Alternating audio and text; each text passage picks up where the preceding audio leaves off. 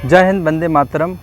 एक मेरे पास कमेंट आया था और ऐसे बहुत प्रकार के कमेंट आए हैं, लेकिन उसमें से एक कमेंट मैंने उठाया है। उसमें मुझसे पूछा गया है कि सर, जो धर्मचर्चा की भर्ती होती है उसमें प्रत्येक बंदे को जन्म कुंडली देखना आना चाहिए कि नहीं आना चाहिए, वास्तु शास्त्र उसको आना चाहिए कि नहीं आना चाहिए, उसको कर्मकांड आना चाहिए कि नहीं आना चाहिए। ऐसे बहुत प्रकार के प्रश्न मेरे पास बहुत दिनों से आ रहे थे। लेकिन अभी मेरे पास एक नया प्रश्न आया था कि सर, अभी जो धर्मचर्चा की भर्ती होती है उसमें जन्म कुंडली देखना आना चाहिए कि नहीं आना चाहिए प्रत्येक आवेदक के लिए।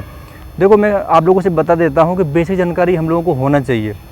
जो ग्रह नक्षत्र हैं, जो राशियाँ हैं, उसके नाम पर आप लोग जन्म कुंडली की तैयार करते हो नक्षत्रों के आधार पर, तो इतना बेसिक नॉलेज तो आपको होना चाहिए। देखो, जो उसका एग्ज़ाम होता है, एग्ज़ाम से संबंधित ऐसा उसमें कुछ कोई विषय नहीं होते हैं, ठीक है। उसमें अगर पूछेंगे तो नवग्रह पूछ लेंगे, ठीक है, दिशाएँ पूछ लेंगे आप लोगों से, दिक्पाल पूछ लेंगे, लोकपाल पूछ लेंगे। इसके बाद आप लोगों से नवग्रहों के जो वर्ण हैं वो पूछ लेंगे आप लोगों से। तो बेसिक जानकारी आप लोगों से पूछ लेंगे। लेकिन आप सोचो कि वहाँ पर आप लोगों से साक्षात्कार में जन्म कुंडली बनवा के देखेंगे, ऐसा कुछ भी नहीं होता है, ठीक है।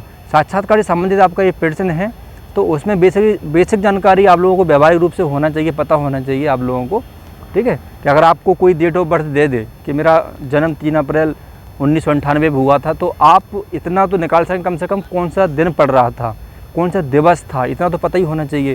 तो इतना नॉलेज आपको व्यवहारिक रूप से होना चाहिए। वैसे इसकी कोई ज़रूरत नहीं है, क्योंकि ये साक्षात्कार से संबंधित आपका प्रश्न था, तो उसमें कभी कभार ऐसे कोई प्रश्न पूछ लेते हैं, लेकिन ऐसा क्वेश्चन नहीं पूछते हैं।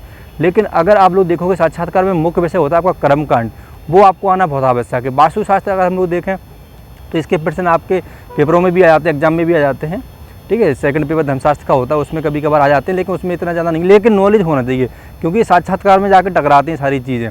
वहाँ पे आपको इसी चीज़ से आंका जाएगा कि आप लोगों को व्यवहारिक रूप से बेसिक थोड़ा नॉलेज है कि नहीं सभी चीज़ों का।